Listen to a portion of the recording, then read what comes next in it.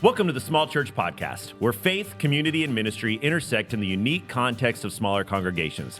I'm your host, Tony Marr, and I'm thrilled to be joined by two men who are convinced they're a little bit more talented than I am.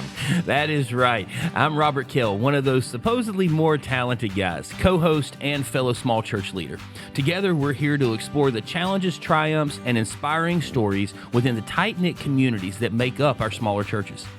And I'm Bruce Montgomery, the one here to bring even more to the table than these two and offer a unique perspective to our conversation.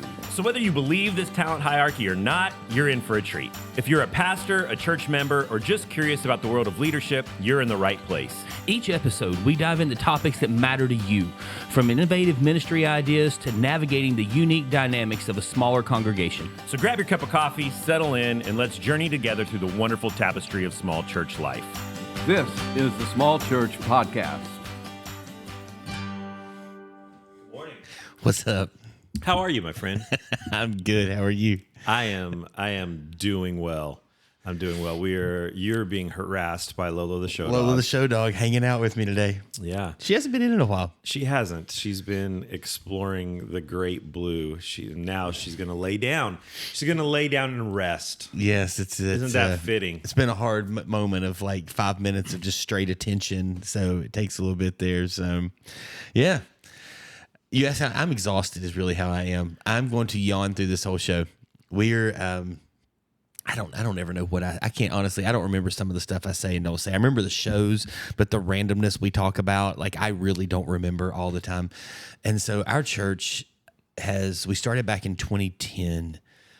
We took a few years off. So this is the first time back, maybe since COVID, that we are doing our 11th year of what we call Camp Amp.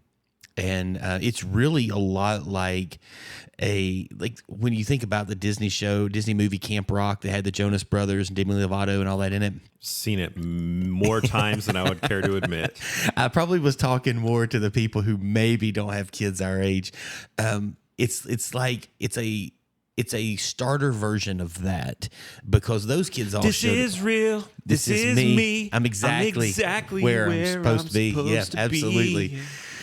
This is more like a starter version of that. Those kids all showed up, crazy talented musicians, and it's a big deal in what they're doing. We have this year just coming back. The largest year we ever had and we have to cap it. Our campus is only so big.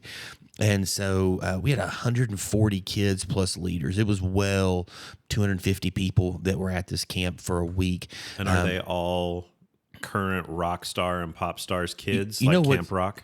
No, that's what I'm saying. This is more of a starter version. And I'm teaching electric guitar and bass this week on top of, I get to host and things. It's just, I guess with my, we're being a pastor at one of our campuses.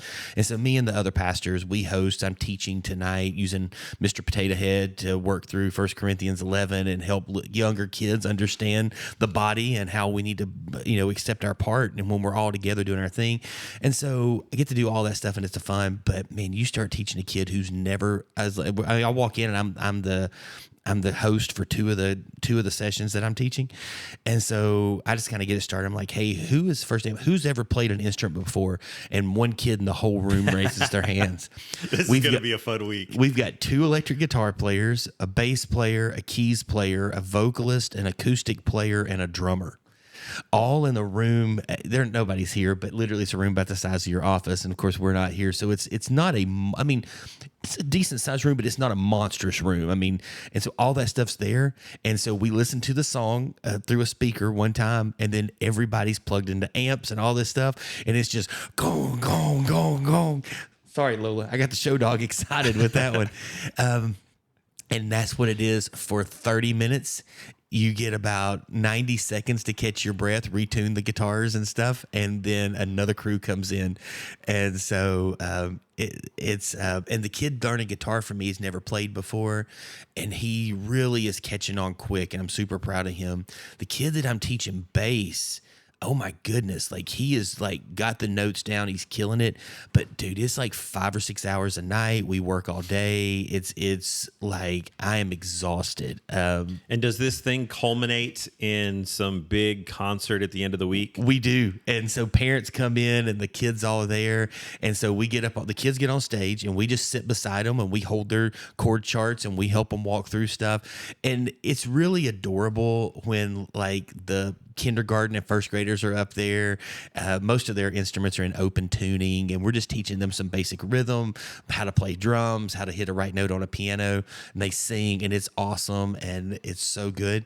And then the older kids start to get pretty good, and we actually have 3 kids who have been scholarshiped. I guess technically 4, because my kid actually got offered a scholarship, but then it just didn't work out for him. But we've got 3 kids who went to Liberty on scholarship that got their start in kind of in Camp Amp or teaching Camp Amp. We've got, I mean, my son's been traveling over in the Midwest all summer. I mean, there's there's a couple other kids that have like just killing it musically and doing some things that are absolutely amazing. So, we've actually had none of us are like, none of the leaders, none of us have gone famous, but there's some kids that are actually doing some really good stuff. You do host a podcast. Yeah. I mean, you're kind of a minor Christian celebrity. I am, I guess so, but it's an unbelievable week. And, we just wanted to find a way. We talk about how do you serve your community. Nothing wrong with VBS. I did them my whole life. I've been in churches that do them, and I think that when they're done well, I don't care that they're called Vacation Bible School and things. I probably wouldn't call it VBS, but when they're done well, they're amazing, and they lead kids to Jesus, and kids have a great time, and I love that. Our church back in 2009 started going, how do we do something different? And in 2010, launched Camp Amp, and it has been absolutely amazing. And it's really, really good. We have a lot of kids that play on our stage. They're not kids anymore, adults that play on our stage. They got their start in Camp Amp. Wow. And so it's good. It's But been you're great for tired. us. I am wiped. Like, I am so wiped. And there's a version of me that if you know me, you probably only know that version. And everybody's like, how do you deal with Robert all day long when they talk to Mel? And she's just like, he's not this guy at home. Like, he's pretty chill and like he can have some energy, but for the most part, he's pretty chill and just kind of goes. And it is like 5 straight hours of just like Red Bull with a Celsius mixed with, I don't know, a rock star thing, whatever, those little Swedish fish, which I don't even drink energy drinks, but it's a lot. It's a lot. So yeah. So anyway, but it's been good. I love it. You're back from a week off, and then I'm off next week. So Yeah. So we're kind of sandwiching in an episode of the show here today. Yeah, last week my wife and I took off for our anniversary, left the kids at home, and we went to sunny Myrtle Beach for 6 days, 5 nights on the beach, and that was great. We actually own a place in North Myrtle Beach, but it was booked, so we had to book someone else's place for us to stay in while we were there. But it was fun. We had a great time, and that trip was the catalyst for this episode. So I was sitting on the beach. I am a guy, and I think we've talked about this some before, and we've talked about that we need to get our wives on the show. My wife would absolutely annihilate me talking about this, that I am a planner. I have everything planned. We've talked about this many times before, and vacation is no different. I have a TripAdvisor board itinerary for every trip that we go on, and I don't go hour by hour, but I have our days divided into 3 sections. We have morning, afternoon, and evening. And I have, what are we doing in the morning? Then where are we going to lunch? Then what are we doing in the afternoon? Then where are we going to dinner? And then what are we doing in the evening? And to me, it's how I function. It's how I get the most out of our trip. I want to make the most of this time and pack as much as we can into this time and experience as many wonderful lifelong things, create as many memories as possible in this short period of life that we have, right? And it's exhausting for everyone, including myself. We have a great time. It's a blast, but it's absolutely exhausting. My wife would just go and do nothing. She would just go and lay on the beach all day. and then come in, fix a sandwich in the kitchen, and head right back out to the beach.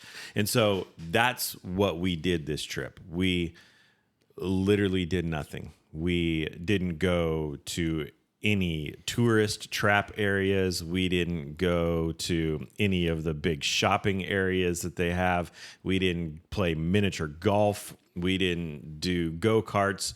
We did nothing but just lay on the beach and go for walks on the beach. And it was wonderful. But in that, I had this existential moment where I'm sitting there in a beach chair, waves crashing all around me, and just sat and thought, my soul needed this. I needed this break in the hecticity of life, that this was good. And then I started thinking, this is kind of prescribed to us.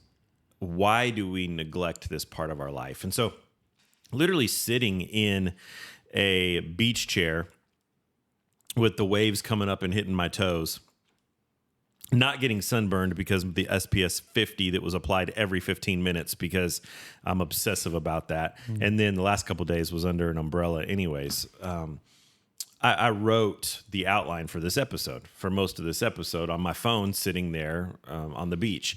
And so today we're talking about the theology of rest and Sabbath, and this biblical concept that is present from the very beginning. Yeah, present in the scriptures. From the very beginning. Yeah. It doesn't get much more beginning important to God than this subject. Yeah, there's one chapter ahead of it. And yet it's something that tends to be not only ignored, but I would say almost frowned upon within the Christian community, that we tend to pride overwork and brag about overwork and wear it as a badge of honor, the hours that we work. And it's been so long since I've had a vacation, and I'm so committed and dedicated to the people that I serve, the God that I serve, and the church that I serve. Look how devoted I am. I'm working 60 hours a week. I haven't had a day off in 3 months, haven't had a vacation in 2 years. And we applaud those people for their commitment and their dedication. And yet all throughout Scripture, it seems to paint a different story, that you're destructive, you're reckless, and you're on a dangerous path. Yeah.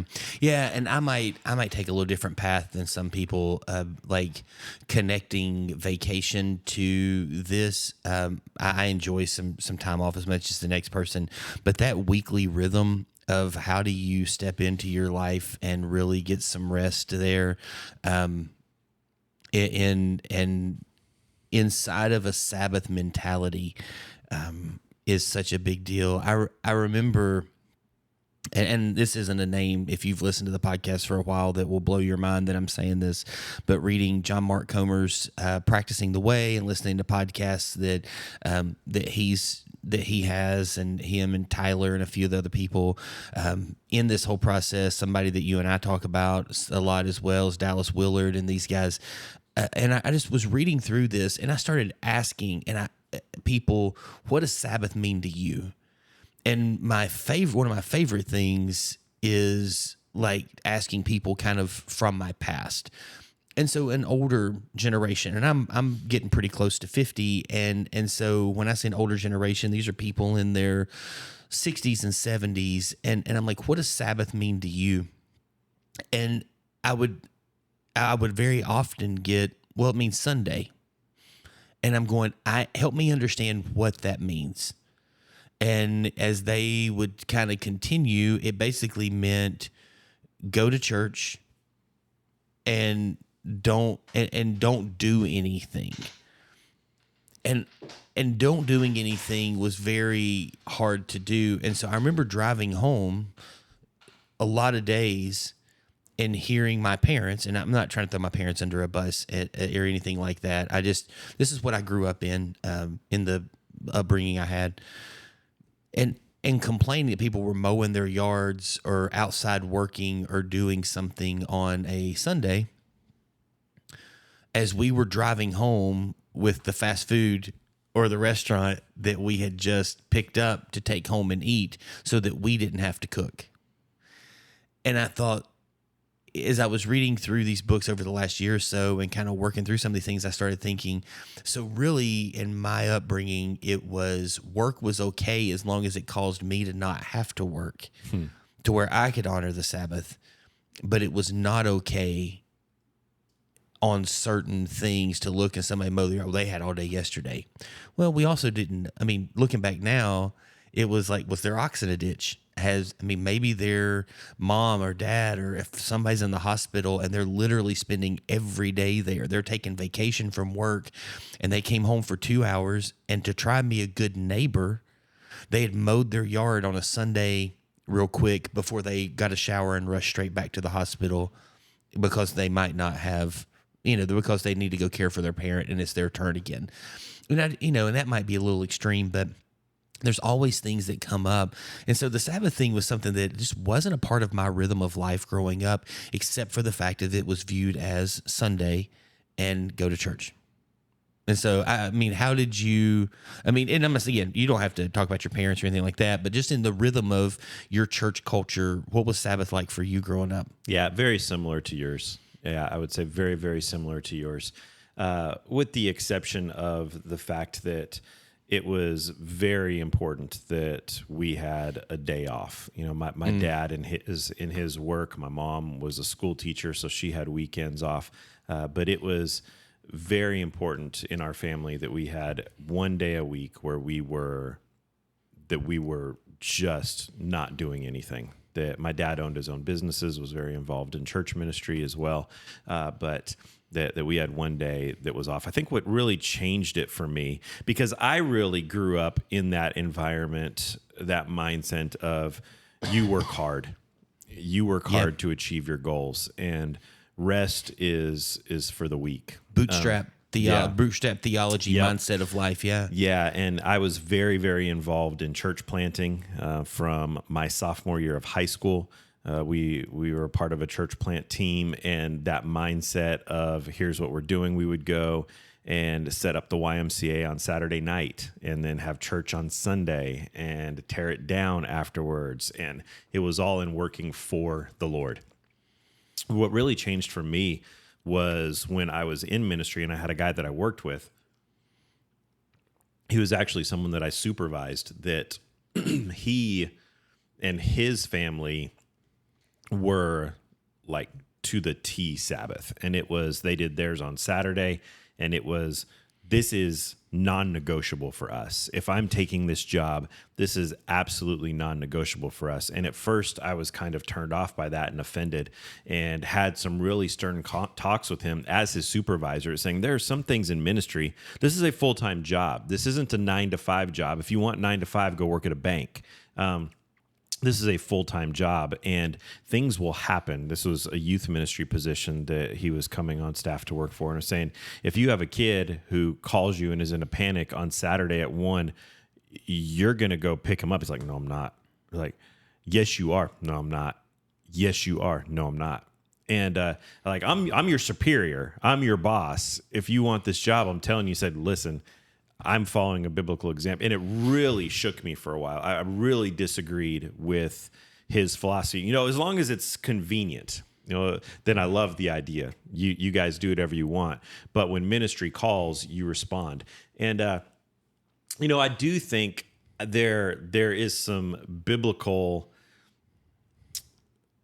evidence of my view of that I had then, and we'll get into that some later. But I also now, as I'm much older and more mature in leadership, really respect the stance that he took, that this is important not only for my family, but this is important for me spiritually, to take this time of rest. And it also is a very biblical concept as well. Yeah, and I think the tension comes in the fact that it's not that people are going like, this is an anomaly, 20 years ago, the situation that you're talking about, I think in the vast majority of the church world, to have someone this that would, be a Christian, that would, Protestant Christian mindset, to have someone who's very committed to a Sabbath mentality would have been very much an oddity in that space. And so I think it's really, really complicated in the fact of that having something that's such a biblical principle that has just not been observed and then trying to figure out, okay, how, because I'll just tell you, this is still a tension and a struggle for me. How do I take and navigate through and live this out every day? And so, or every week, I mean. And I think it's not just unobserved. It's defied and almost villainized. Yeah. Yes. No, absolutely. Why do you think that is? Why do you think in modern ministry that it's so often not only neglected, but almost villainized? I think currently, well, so this isn't fair because currently there's a monstrous shift to rethink this. And I think there's a lot of churches and a lot of conversations. Like, I never walk in to our staff. I never walk in to a situation where I go, hey, the Sabbath, and people go, what are you talking about? Just work 7 days a week. No one ever says that to me anymore, where there is a window where that would have absolutely been what was said to me. But like in that window, you go back, I'm going to say even 10 years. So, 2014, 2015. I just don't know that it was even thought about that much. Sabbath was Sunday. And so remember the Sabbath, keep it holy. You keep it holy by going to church twice that day and getting a nap in the middle of the afternoon. And you rest from your work. And there is some truth to that. There's some, to resting from your vocation for a 24-hour period. But I in the last decade or so, with the internet, everything getting a lot more portable with laptop computers, that'd be the last couple of decades. With phones and iPads coming on, the iPhone came out in what, 07, 08, something like 05, 08, somewhere in that range. I think it was 06. Okay. 05, 06. Yeah. And so, now that we've got, and now, I mean, what came out in, mid 2000s there, like in 2024, it is not even remotely the same phone that came out then. Did you have a BlackBerry? I did. A Crackberry, you mean? I never had one of those, but I did have. Do you remember the Palm Pilot? Oh yeah, loved my Palm Pilot. I had a Dell. Was it Axiom? The little Dell handheld thing that you could take and do that. Because the Blackberries and stuff like that didn't quite carry as much and stuff. And so yeah, no, those things were a ton of fun, but a very different world. So I think it's just really this mentality of getting work done, doing things, and just if there's no escape, like now like it's just this space of there's just no escape, and I struggle because I want to shut my cell phone down, but I have no home phone. Well, my mom's in a situation where my sisters need to be able to get in touch with me. So when your phone's on and you go check it, and there's 7 text messages from somebody, and you're not disciplined enough just to not check it until the Sabbath is over, you just end up in this space. So I just think accessibility, I think poor teaching over the last 50, 60, 70 years on the Sabbath. And then, it costs so much to live. If I'm not working, I'm not living. And so, I know a guy that he's a pastor that started like a ministry, and he would take a Sabbath and he would rest from pastoring, but he worked on that ministry all day long. Yeah. So he found a loophole. A loophole. Yeah. And so I don't know. What's your thoughts on that? Why it's kind of where it is now and why we haven't observed it and things like that? I just think we're so driven. Our society is so driven. Culture is so driven to succeed, and it's indwelt in us from an early age that this is what you do. You work hard, you succeed. And so the idea of taking time off is seen as a weakness. Yeah. I think that it's seen as a character flaw.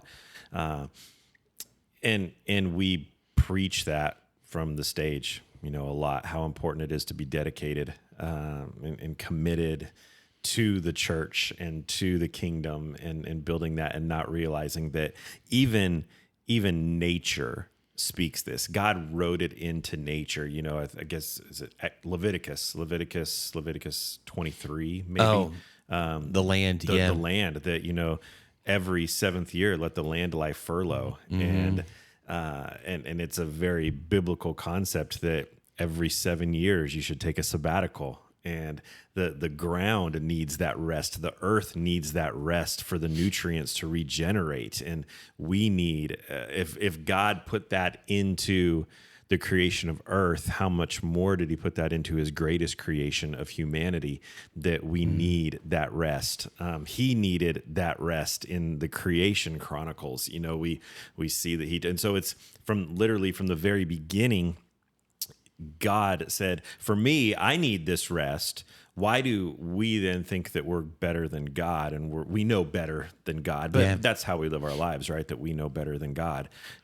Which is why we needed Jesus. Right. So, yeah. Right. But then you have something interesting that happens when Jesus is walking around with his disciples and he's making trail mix, right? He's walking around and they're making trail mix, and some of the pastors in his day and age come around and they say, "What are you doing making trail mix on the Sabbath? You are breaking. You're doing exactly what 2,000 years from now, two guys are going to sit with headphones on a podcast and talk about this subject. You're breaking it. You are not doing it." And Jesus has this incredible dialogue with them, and he says, "Well, you guys, your hero, David, did it." And like, no. And he said, "Oh, yeah, you remember when he was hungry and he broke in and stole the consecrated bread and ate it because he was hungry? That happened on the Sabbath." He said, so there's precedent for what I'm doing of working on the Sabbath. And then he has this line that I absolutely love, that he said, the Sabbath was made for man, not man for the Sabbath. Mm-hmm. And I think that is where we get things wrong. Right? That's where we get things wrong in our overwork. That's where my guy who worked for me got things wrong in it becoming, what's the word I'm looking for here? It becoming almost idolic to him, his Sabbath. Because Jesus says the Sabbath was made for man, not man for the Sabbath. And the way that I've always explained this to people is, we have rules in our house for our kids. Now that our kids are older, the rules, we still have some rules, because even though they're all older teenagers now, they still act like animals sometimes. But we have rules in our house. We didn't move into this house and say, so like a rule is don't grab the blinds, right, with your hands. When the kids were little, they loved to grab the mini blinds. They loved the sound of the crunching. And we had to create a rule, don't jump on the couch and grab the mini blinds, okay? We didn't move into a house, put up mini blinds, move in the couch, and sit there and say, you know what, we need to have this rule not to grab the mini blinds and jump on the couch. We should have some kids so that we can enforce that rule with our kids. No, the rule was put in place to protect the kids and to protect the mini blinds, right? The rule came in as a response to the things that were going to be best for the kids. The rule wasn't created. The kids weren't created for the rule. The rule was created for the kids. And it's the same thing with this Sabbath and what Jesus is saying here to the religious leaders in his day. He's saying, you guys are acting like you were created to observe the Sabbath. That God said, I've got this great law. I'm going to make people so that they can observe my law. No, the Sabbath was created to help you because God knew what you needed. God knew it was best for you. And so, yeah, there are times when something trumps that. Me and my friends are hungry. We want some granola. So we're going to go pick some wheat and make some granola because we're hungry. Is it on the Sabbath? Yes, but we're hungry. Our need for nourishment trumps right now this need for rest. But God knows that overall we have this need for rest. So as a general rule, observe it, not because it's an idol that we have in our life that has to be observed, where God is going to rain down lightning from the heavens to smite you, but because he knows what's best for you. And again, it comes back to what I just said earlier, that so often I think that we know what's best for us. And so it's better for me to push through and work hard. I know better than God what is best for me. And so I think that a lot of times that's where we go wrong. Yeah, and Paul even, Romans, Colossians, Galatians, I mean, he kind of hits that same mentality of, this, one day more holy than another and kind of this same thought of what Jesus said there. And so we see that rhythm in this space. And so the tension then kind of becomes, how do we observe this? Because there's people that are going to be crazy literal of diving in and to be, really transparent for me in the process. The goal for me is to kind of move to a space that I probably view it in a way, not, sorry, my southernness sometimes, I probably view it, no, this is how I view it. And so I not like I do this on this day because of A, B, and C, or because of what the Old Testament or anything like that. It's just a day that kind of matches a rhythm of our life. And so I do kind of a sunset Friday to sunset Saturday. And so I work, I do my fasting that way throughout the week. It's things like that I use that sunset to sunset mentality. One, there's definitely a flow and a rhythm that it just works better. For me, and it seems to be what Scriptures has kind of got set up there as well. In that space, there's some things that I'm doing that, I'll watch a movie with my family. I try not to read. I don't love to read anything that's not just like when I'm reading, it is on it's ministry, it's leadership, it is stuff there.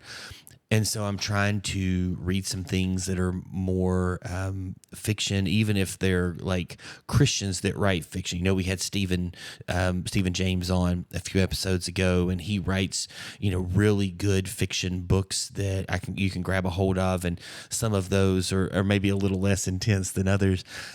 C.S. Lewis and Tolkien and these guys have stories and things that they write that are not just straight leadership and straight deep theology thinking. So I try to make my reading and stuff more relaxed and more fun than really just how am I engaging my brain to be driven down the next, small church podcast topic or something like that, the next sermon I'm writing. I try to get outside, try to sit with my family and be in those spaces a little more. But I also take and I very intentionally schedule coffees, and I very intentionally schedule dinners with friends, and I sit with people. And so it's not this isolation chamber for me. We cook food. It's not something that we've meal prepped all week heading into it. And kind of live in that space. And it's something that because of the change has come later. I've got 20, 17, and 16-year-old boys. And so because the change has come later, I can somewhat force some things in my house. But there's parts of this that I need these steps to be something that's a genuine step for them. So there's conversations around it, and there's moments where things are different for them. But it's still some things I want them to take those steps. And we talk very intentionally about, I both have kids that play sports. And so in my conversations with my son who plays baseball, it's like, hey, I believe there's a rhythm that God's created that you will become a better baseball player by working 6 days and resting one. And that's kind of your job right now. And so let's talk through that. And those are conversations we have and kind of how I function in that space right now. I am not perfect at it and there's a lot more mess ups than successes, to be really transparent, because I'm still very much trying to do this because I did not grow up this way at all. Yeah. And I think that's so difficult because our culture is telling us the opposite. Yeah. Your son is probably watching the numerous videos on YouTube of Kobe Bryant talking about his work ethic and how he made it when he wasn't as talented as some others, because he knew that the average player that he was playing against was practicing an hour and a half every day, 5 days a week. So he practiced 3 hours a day, 7 days a week. And that's the mindset that you have to get ahead. My wife just showed me a video last night of Tom Brady a few weeks ago giving a motivational speech where he's talking about what set him apart was his work ethic and his drive. No days off, no days off, no days off. So you have your son whose dream is to be a baseball player, and you're sitting here telling him you've got to take a day off, you've got to take a break from baseball. But yet all of his idols in the game and in athletics are saying, if you want to get ahead of the kid that's ahead of you right now, you've got to work harder than him. You've got to work harder than him. And so I think that there's this dilemma that we have there of what is right. And I'll be honest, you said that it's a work in progress for you. It's something that I fail miserably at.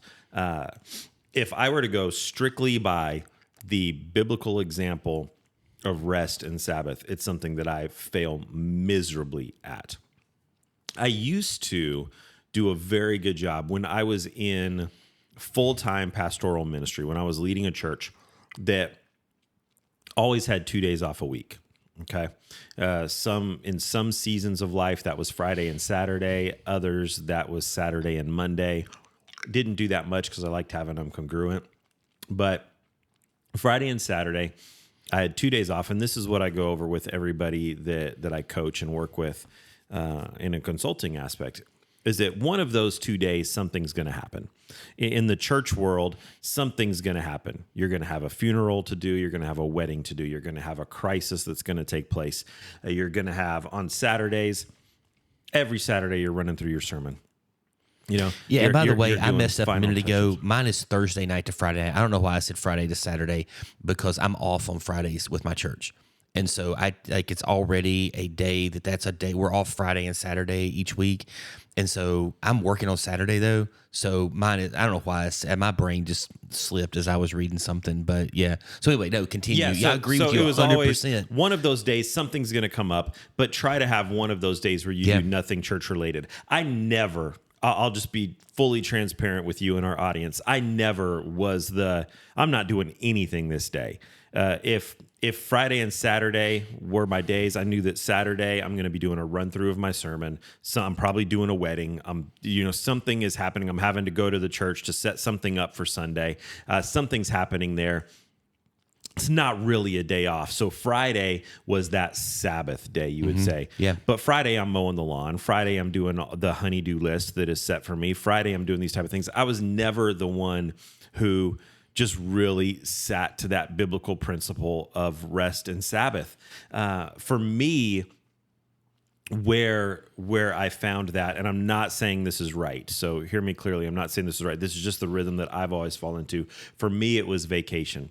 That I would grind really hard, but I need it, and it's a need. I need a vacation once a quarter.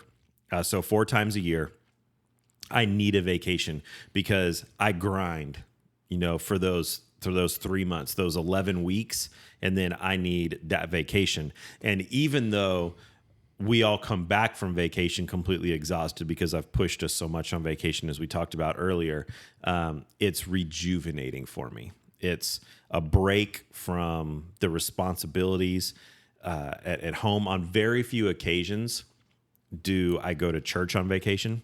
I know a lot of pastors that make it a point to go to church when they're on vacation. They find a church wherever they're at and go. Done that a few times. Very few occasions have I done that.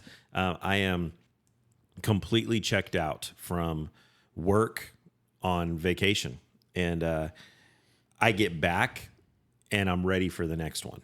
I get back and I'm excited about when the next one comes, but until that next one comes, I'm grinding. I'm going for it.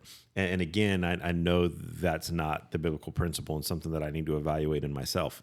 But that's been my kind of rhythm over the course of the last 2 decades. It was about 15 years ago that I sat with a friend and we were talking through Sabbath and working through some of these things. And what he talked about is, and what he said, and I've lived in this light a little bit more, and I'm maybe taking a little bit of another step, is he said, like, and I don't know, like, if it's a way. I really don't. I wish I could go back and ask a bunch more questions now, but I don't know if it was justifying something. I don't know if it was working through, but it was like, Robert, he was always like, Robert, your thing is going to be that you are going to like take a Sabbath and you're going to take a day where you step away from your job and you need to spend that time with family. You need to do things together, but it doesn't mean that you don't, excuse me, you don't just have to not do something. Like, you may mow your yard that day.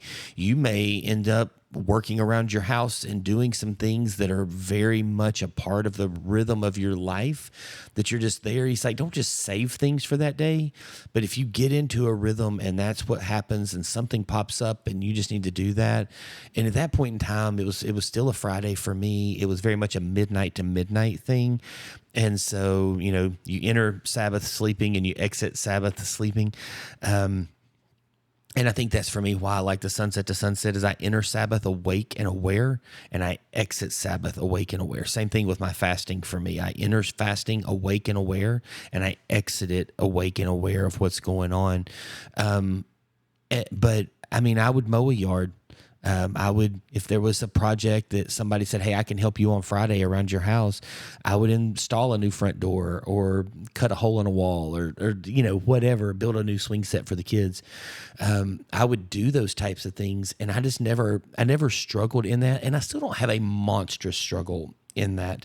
But what I definitely have changed and shifted is the understanding that this design of Sabbath is for me to make sure my heart, my mind, my soul, my strength is oriented towards the Father.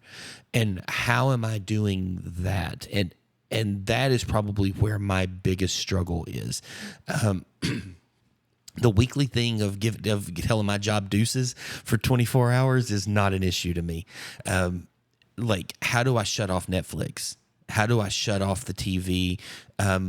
Euros and Copa have been on, and like my boys and I just love those tournaments.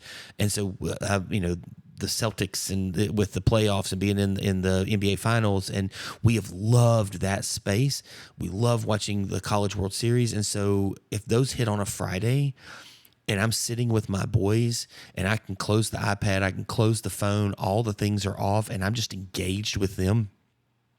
I love sitting and laughing and watching. We were just talking a minute ago, right before we started, one of my kids who loves soccer messaged me, and I always say his Lamel or whatever. I can't say his name correctly, but he's from Spain. He's 16 years old and literally starting for the Spanish national team, which is a perennial powerhouse, and scored his first goal. I mean, I think he's the youngest guy to ever score in a Euro. And B's just sending this to me, and he's just so excited. And he's like, oh, my goodness, watch this young guy play. And he's so excited about the 14-year-old on America's team. On a Friday, I will absolutely sit with my kid and live in that space. What I try not to do, though, is just get into the mindless brain fog of, oh, I'm going to watch 13 episodes of a new season of a show I want to do because it's my day off and I deserve it. So I try and go, how do I orient myself to the Father? And that's been the hard thing for me because I didn't grow up with a one day that was just really, really, really rampant towards that. Yeah. I think that most of our listeners out there that are in vocational ministry, that they love this idea of rest. They're all for it. The problem is a lot of their leaders in the church, their elders, deacons, their boards, whoever the higher power is in their organization, they don't quite understand this idea. Yeah. I had a meeting just the other day with a local pastor here who was talking about he's in ministry for years and years and years. And I asked him all the questions that I always ask. When was your last vacation? And he said, well, I went to a conference back in, it was last summer that he went to a conference, almost been a year. And I said, well, so it's been almost a year since you've taught every single week at your church, every Sunday for the last year. He said, not only Sunday, every Sunday morning, Sunday night, and Wednesday night for the last year. And I said, so one, that's such an epic failure on your part and on your leadership's part. That's not sustainable. He said, well, that's the way it's been every year. It's not sustainable. It's why your church isn't growing. I was pretty blunt and said, it's why your church isn't growing. Second thing is that you going to a church conference is not a vacation for you. And so in the last year, you're only get at that strawberry candy there.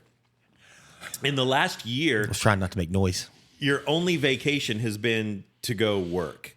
I loved, you and I have talked about this off mic before, that one of my great influences in ministry that I didn't have a relationship with, actually met him a couple of times, but had a couple conversations with him, but he didn't know me. I didn't know him personally, was Mike Yaconelli. And Mike Yaconelli had a great thing that he would open up every National Youth Workers Convention with, where he would give this monologue and he would say, if you're struggling with burnout, don't go to a seminar here this week on burnout. Buy the cassette tape, listen to it on the flight home so you can tell your elders what it was about, but get up right now, go back to your hotel and take a nap. Spend the next 6 days ordering room service and take a nap. Get rest. And he would say, if you're struggling with, and you go through, don't go to a seminar on that. Take care of yourself. Use this as an excuse, and I think what he said about that was so true, that we will preach to other people the need for these things in our life, but we don't live them out ourselves. And so often I think it's because we're afraid that it's going to be looked down upon, or it's just flat out not allowed. So what would you say to someone who's maybe not a pastor, but is a church leader, who is saying, well, we pay your salary. We pay their salary. We expect them to be there every Sunday. Or they say, what I get a lot is I get 1 week vacation a year, but they'll give me an extra couple days for a conference. Yeah. So, just to kind of let anybody listening know, I mean, my journey with the church I'm on staff at is very long. Like, I literally was there day one. I helped launch it. I was there for 2 weeks. Our youngest son was born, and we moved. And so we were never on staff. We were just a volunteer. And then I've been on staff off and on a couple of times. I've done some things here and there, some creative spaces or whatever. But when I started 2 years ago in the role I'm in right now, I get 20 days off a year plus 4 Sundays that I don't owe them any explanation at all. I put it on a calendar, they see it, and we just track it. Also, I haven't had an alarm on all week long, and I think several of our staff have done this because we're 10 o'clock. I mean, we're back at a church at 2. We've already been there that morning, or we've worked from home all morning. And I understand that's a benefit for full-time staff, that I'm not saying. And then we don't get home till 10, and then we're winding. If you're like me, I have to wind down a little bit. Yeah. My kids are going and grabbing Sonic and milkshakes and drinks and stuff with all their buddies and some families from camp. And so we stay up until they get home. And so it's 11, 11:30, 12 o'clock when we're going to bed. I haven't had an alarm on all week. There's nobody texting me going, it's 7:30. Why haven't you started on the Zoom chat? And I'm like, nobody cares. Like, we schedule meetings at 2 because we don't want to be there. I think you're in a real unique environment. I'm in a really good world, man. I really am. That's not the vast majority of what our listeners are facing. So the thing I would say is, like, I'm letting people know, like, I may not be, like, I'm in a really good spot. I've been in some spaces, though, where your day off was Saturday. You normally show up here at the studio about 45 minutes before we record. Today you came rolling in 5 minutes late. I think my back van or my watch said it was right on time, but honestly, you were texting me this morning things about the show like 2 hours beforehand. So, I was working, but it was a struggle. Yeah. So I think that, like, in that space, so I'm telling you where I'm at. And now maybe you've stopped kind of cursing me under your breath a little bit. I think the starting point for me is what's a day? So, because I really do. I look at it as 6 and 1. So what's a day? If you're bivocational, this could be really, really, really complicated for you. We're going to throw something in the show notes from John Mark Comer and his Practicing the Way. It's his website. It's free, Completely free. Yeah, 100% free. Paid for by all of us people who love what he does, and we can chip into that whole space and do those things. And so I love what he says inside of this. But they talk about a midweek Sabbath for people who have these crazy schedules that your weekends just don't. So if your church is like Friday, Saturday, Sunday, Wednesday, Friday, Saturday, Sunday, we need you here. Like, what would it look like for your day off to be a Tuesday or a Thursday, and to be able to kind of lean into those spaces? The starting point has to be a conversation. But it has to be a thoughtful conversation. It has to be something where you've sat down, and I say Practicing the Way, John Mark Comer, because I think he's saying some stuff. But let me just tell you, like, it is a very ancient way. It is very sunset to sunset Sabbath. He's shutting off all technology. I mean, it's an intense journey. He wouldn't agree with mine and Tony's idea of mowing the yard on our Sabbath. I mean, he very much is resting in that space and orient his life to the Father. I think that I would start, though, and read there and look at some extremes, look at the resources, start to maybe dive into a couple of those spaces that you can go, okay, what can I learn? Like he talks about Dan Allender's book on Sabbath, and how it's a book you can read in a great way. There's a ton of podcasts of him and Tyler Staton teaching through Sabbath and how we can navigate that. But I would start now. If your church is just no, I'm not saying put your resignation together. I'm not saying that's not what I'm getting ready to say. I would find a 4-hour window a week. If that's all you can do to where you shut your phone off, go for a hike, go sit in your backyard, go take a nap. Literally, like, lay down, focus on the Father, put some worship music on or something in the background, turn on a noisemaker, and sit in that space and rest for 4 hours with the intent of your heart focusing on the Father. And then throughout your week, let part of your study be the Sabbath. And over the next month or two, prayerfully put something together and go sit with your leadership. And go sit with your pastor who's maybe your boss. Go sit with your deacons or elders that are maybe your boss and say, hey, I'd like to talk with you around Sabbath. And I'd like to start a journey and step through these things. Inside of Practicing the Way, it's actually a 4-part teaching series that we absolutely use inside of our church. When we taught on fasting, I literally just took his 4 parts and I taught them in 4 weeks. And I love the prayer, the fasting, the Sabbath.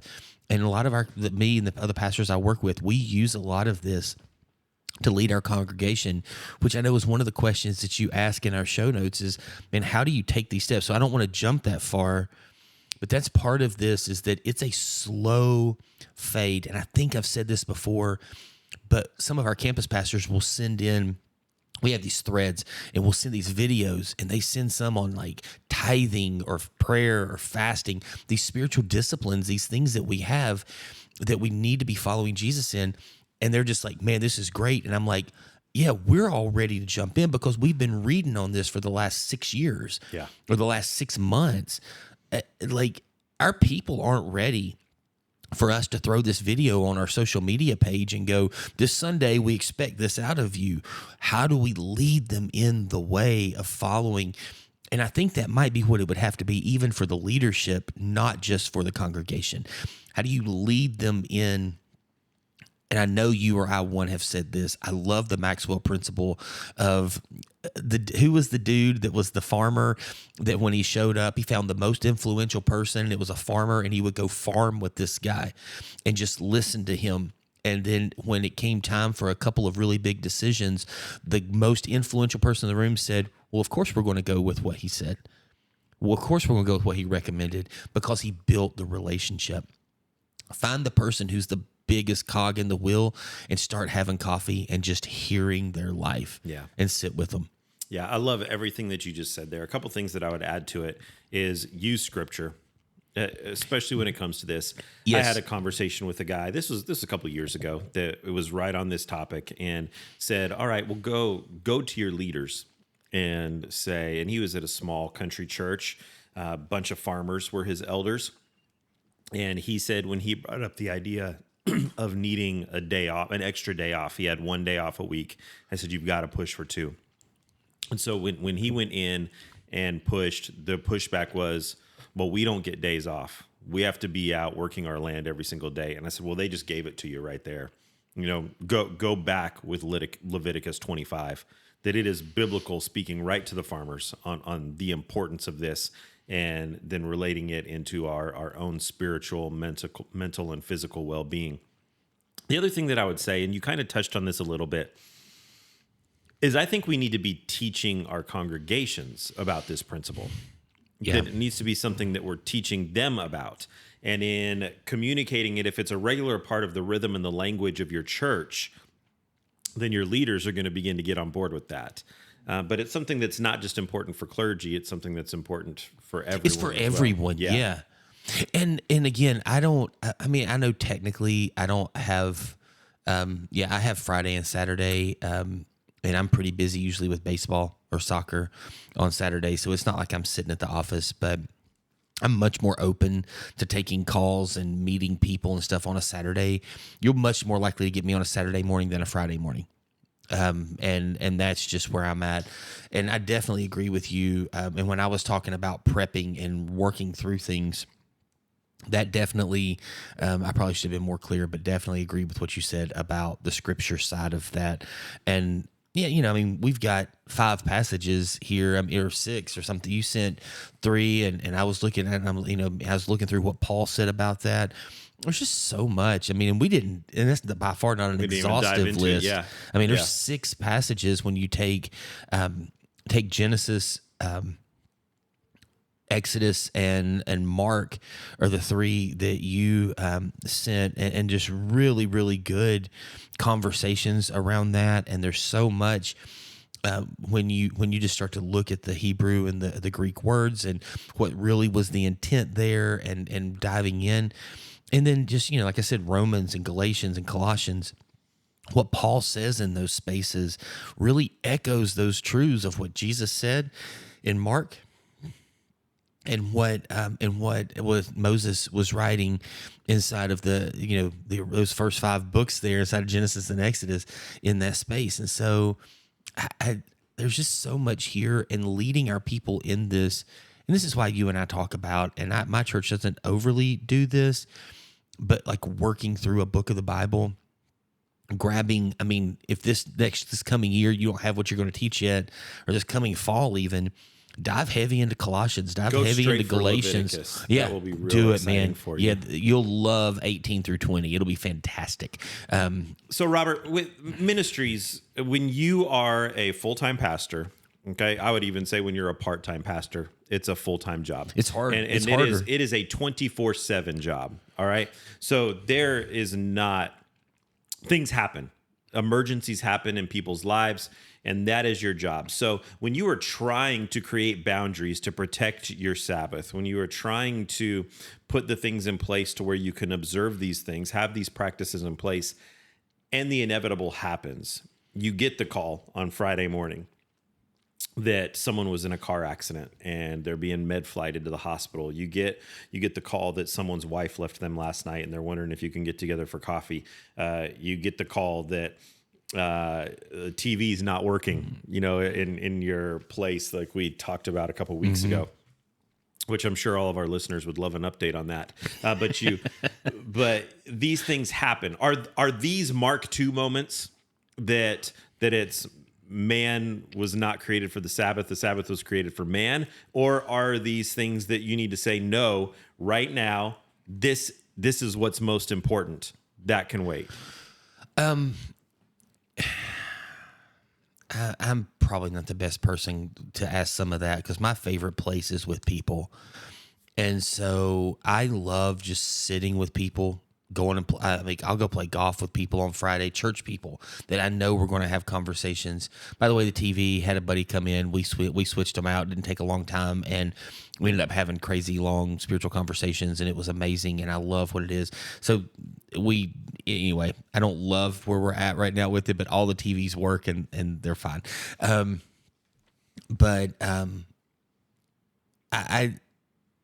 I think that in that space, I'm probably, if somebody's burned their life down over the last 5 years and they're calling me on a Friday trying to fix it when I've been trying to meet with them for 6 months, I'm probably pushing that to Monday. The text message I got from your wife that your daughter was in a car wreck months and months ago, and that's a Friday, I'm walking out of my house and driving to the hospital and not even blinking about that. I would do that for anyone in our church, in what I'm leading and where I'm at. Melissa and I would care greatly in that space. I mean, it's weird. Our church is like part of downtown. We have a bakery in our church. So there's Fridays where we'll go to First Friday and hang out with people and listen to music. And I'll walk in and sit down at the church and buy a pastry and eat a piece of cheesecake or something like that. And I'm in the church, and I never walk in the auditorium. I don't go check the mail. I don't check my email. I don't make sure the computer got updated. I walk in and eat and hang out, and I'm there, and I walk right back out the door and go listen to the band down the street. So I've found some ways that I can navigate in that, but I'm not going to let somebody who's been burning their life down for a decade pull me into a situation that we could have fixed the day before, the month before, 6 years before. But I will, in some moments, step in and really be a part of somebody's life. And then I will intentionally schedule things with people. I love having people over in a Sabbath window for me, and just having dinner and sitting around and laughing and watching baseball, playing cornhole or whatever. That, like, I love that stuff. And for me, that's a big part of what Sabbath is it rejuvenates my spirit, and fills me in that space. All right, so really quick, we're running out of time. Top 3 practical tips for a listener on how they can better incorporate rest and Sabbath. Something that I wanted to get into.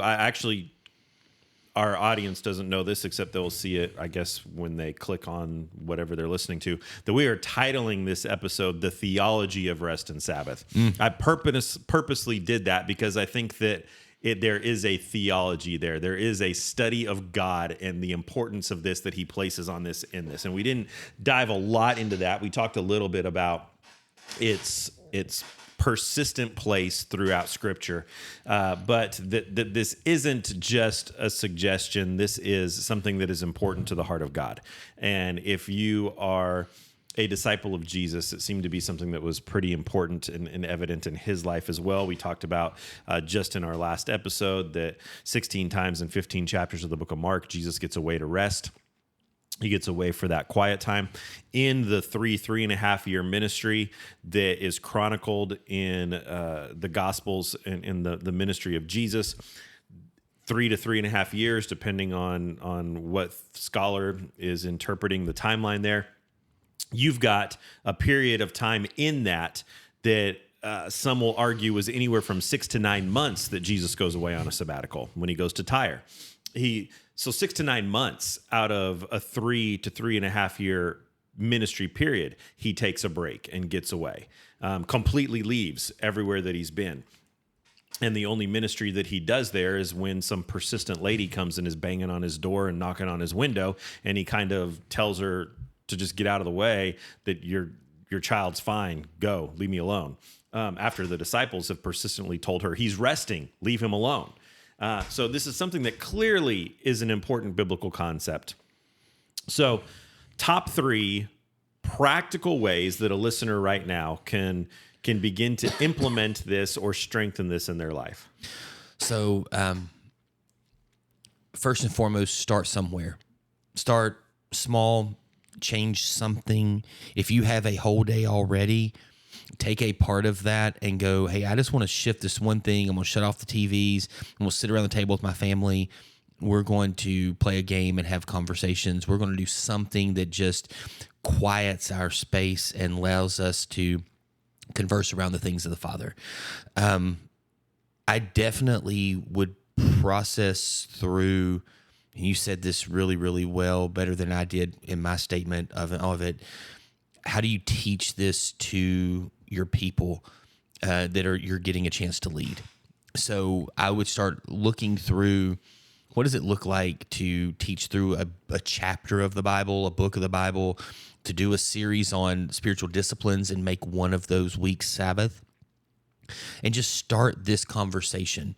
Not a bully mentality, but a loving, caring mentality. And then my favorite thing, and John Mark says this, think subtraction, not addition. If I'm having a hard time fitting Sabbath into my life, what can I remove to create space? Not how do I add Sabbath? I love that. To make something else more stressful in my life. And so that's my favorite thing in all of this. But I think the other two, start somewhere, do something simple, and then teach your people. I love that. That's great. Well, that is all the time that we have for today on this edition of the Small Church Podcast. We hope that you enjoyed listening to this episode on the theology of rest and Sabbath. And so wherever you're at, whatever you're doing right now, hit pause, hit stop, and go take a nap because you need it. But in all seriousness, if you would like more help in figuring out how you can incorporate more rest and more Sabbath into your lifestyle, we'd be happy to talk to you about that. We'd love to hear your ideas and your thoughts on what you're currently doing to make that a part of your regular rhythm of life. You can communicate with us, connect with us, and join us in this conversation by finding us on Facebook, Instagram at Higher Ministries. Visit us on the World Wide Web at higherministries.com. Again, we want to thank you for listening to this edition of the Small Church Podcast, and we will look forward to continuing the discussion on life, ministry, and what it means to be in constant pursuit of Jesus next week on the Small Church Podcast. Have a great rest of your week and get your rest.